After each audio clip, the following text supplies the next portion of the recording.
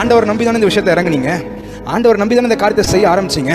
நான் ஆண்டவரை நம்புறேன்னு சொல்றது easy, very easy, but it is very hard to do it. நீ பிரகாசிக்கணுமா, விசுவாசத்துல காலடி எடுத்து வை, உங்க விசுவாசத்தை செயல்ல காட்டுங்க.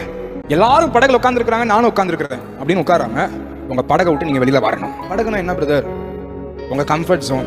எல்லாரும் ரொம்ப ஜாலியா கம்ஃபர்ட்டா இருக்கிறப்ப பேதுரு மாத்திரம் விசுவாசத்துல கால் எடுத்து வைக்கிறார். பேதுரு படவை விட்டு இறங்கி இயேசுவின் இடத்தில் போக கடலின் மேல் நடந்தான். காற்று பலமா இருக்கிறதை கண்டு பயந்து அமிழ்ந்து போகையில் ஆண்டவரை என்னை ரட்சியும் என்று கூப்பிட்டார். பேதுரு ஒரு ப்ரொஃபஷனலான ஃபிஷர்மேன். அவர் நினைச்சிருந்தாருன்னா அவரே தன்னை காப்பாத்திக்க முடியும். பட் ஏன் என்னை காப்பாத்துக்க ஆண்டவன் கூப்பிடுறார்? பேதுருக்குள்ள ஒரு விசுவாசம் இருக்கும். நான் நீங்க சொன்னதை எனக்கு நம்பி தானே காலை வச்சேன், நான் நீங்க சொன்னதை நம்பி தானே இறங்கினேன், அப்ப நீங்க தான் என்னை காப்பாற்றணும்.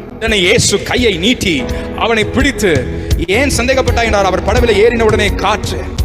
ஆண்டவர் நம்பி தானே இந்த விஷயத்தை இறங்குனீங்க, ஆண்டவர் நம்பி தானே இந்த காரியத்தை செய்ய ஆரம்பிச்சீங்க, ஆண்டவர் சொல்லி தானே விசுவாசத்துல கால் எடுத்து வச்சீங்க, அப்ப அவரே உங்களை நடத்தணும்னு வெயிட் பண்ணுங்க. ஈவன் உங்களை தூக்கி விடுறதா இருந்தாலும் அவரே தூக்கி விடுவார்.